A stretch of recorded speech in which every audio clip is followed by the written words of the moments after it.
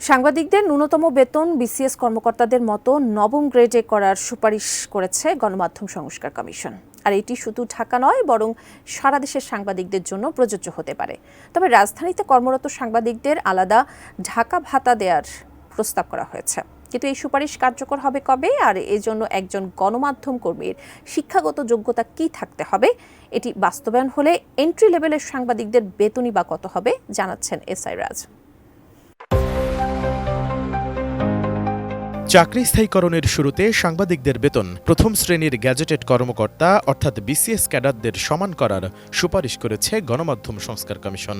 ২২ March দুপুরে রাষ্ট্রীয় ভবন যমুনায় প্রধান উপদেষ্টার কাছে প্রতিবেদন জমা দেওয়ার পর এক প্রেস ব্রিফিংয়ে একথা বলেন কমিশনের প্রধান কামাল আহমেদ। এদিন দুপুর ১২টার দিকে কামাল আহমেদ সহ অন্য সদস্যরা প্রধান উপদেষ্টা ড মোহাম্মদ ইউনূসের কাছে এ প্রতিবেদন জমা দেন।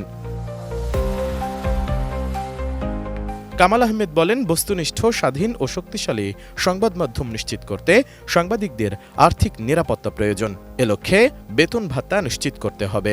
সাংবাদিকদের মধ্যে ওয়েজ বোর্ড নিয়ে আবেগ আছে। এ ওয়েজ বোর্ড নিয়ে একটি মামলার কারণে তা ঝুলে আছে। এটি পুরোপুরি আদালতের বিষয় হওয়ায় মামলা কবে নিষ্পত্তি হবে তা অজানা। এর আগে ওয়েজ বোর্ড ঘোষণা হয়েছিল, তা ১০ বছর হয়ে গেছে। এ কারণেই বিসিএস ক্যাডারদের এন্ট্রি লেভেলের নবম ওয়েজ বোর্ড বেতন স্কেল অনুযায়ী সাংবাদিকদের এন্ট্রি লেভেলও দেওয়ার সুপারিশ করা হয়েছে। বিসিএস ক্যাডার সার্ভিসের নবম গ্রেডের যে বেতন স্কেল, সেই বেতন স্কেলের সাথে সঙ্গতি রেখে সাংবাদিকদের এন্ট্রি লেভেলের বেতনটা হতে হবে। সঠিক প্যাড আর সঠিক তথ্য দিয়ে এসব সামলে নিব এক হয়ে। Monalisa sanitary napkin. সাংবাদিকদের শিক্ষাগত যোগ্যতা প্রসঙ্গে কামাল আহমেদ বলেন, সাংবাদিকদের পাশাপাশি সম্পাদক ও প্রকাশকের যোগ্যতা সম্পর্কেও সুপারিশ করা হয়েছে। সাংবাদিকদের ন্যূনতম শিক্ষাগত যোগ্যতা স্নাতক নির্ধারণের কথা বলা হয়েছে। কমিশনের সুপারিশ অনুযায়ী শিক্ষানবিশ সাংবাদিকদের চাকরির মেয়াদ ১ বছরের বেশি হবে না এবং তাদের সম্মানজনক শিক্ষানবিশ ভাতা প্রদান করতে হবে। সাংবাদিকতা সুরক্ষা আইন করার জন্য বলেছে এবং সাংবাদিকতা সুরক্ষা আইনের একটা খসড়া অধ্যাদেশ জারি করা যাতে সহজ হয়, সেজন্য একটা খসড়া অধ্যাদেশও আমরা তৈরি করে এই রিপোর্টের সাথে যুক্ত করে দিয়েছি।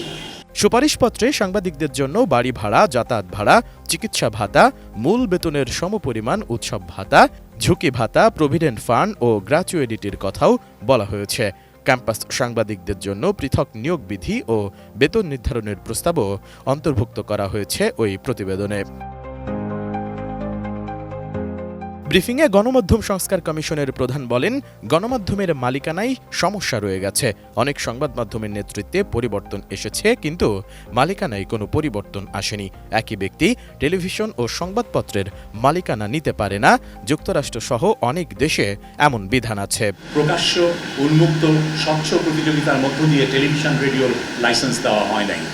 এগুলো সবই দেওয়া হয়েছে নেপথ্যে, যোগসাজশে, রাজনৈতিক পরিচয় অথবা অন্য কোনো কারণে।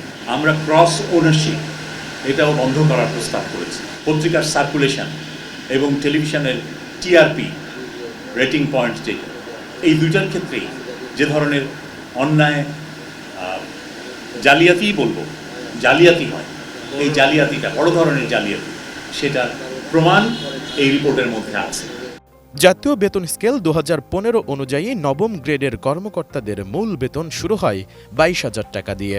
এর সঙ্গে বাড়ি ভাড়া সহ অন্যান্য ভাতা যোগ হবে। সব মিলিয়ে প্রবেশকালীন অবস্থায় এই বেতন হয় ৩৫,০০০ টাকার বেশি। এক্ষেত্রে গণমাধ্যম সংস্কার বাস্তবায়ন নিয়ে কামাল আহমেদ বলেন, আশা করা হচ্ছে বর্তমান অন্তর্বর্তীকালীন সরকার ও ভবিষ্যৎ নির্বাচিত সরকার এই সুপারিশগুলো বাস্তবায়ন করবে।